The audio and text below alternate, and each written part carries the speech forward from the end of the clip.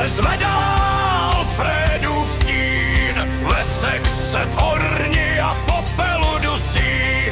Přichází král a s ním jeho syn, pohanské vojsko už ustoupit musí. Guthrum už se řadil dánské své šiky a vrání prapor nad polem vlaje. Vzduchem už létají ocelové křiky, krev dneska zbarví ty anglické kraje.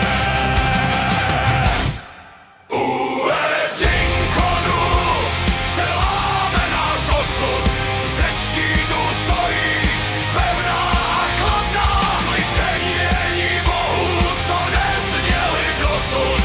Naděje vikingů v prachu je zrádná. Alfredův meč svítí do černé noci, severní bouře tu naráží vráz.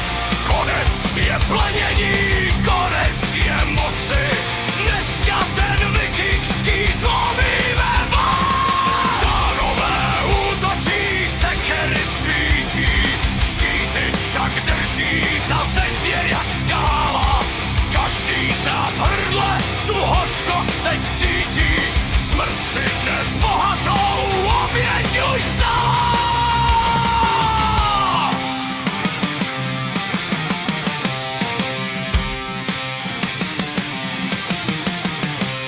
Praská už dřevo a kosti se lámou, Guthrumův hněv teď naráží v kov, zrazení vírou a válečnou klamou.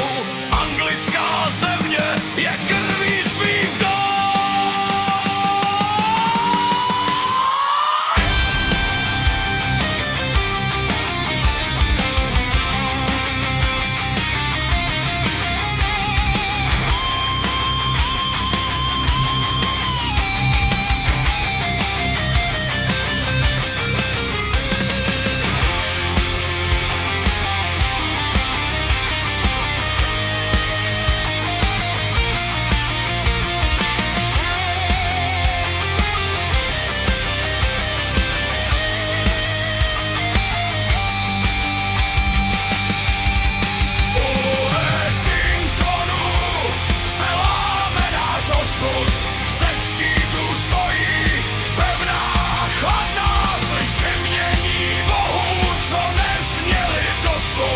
Naděje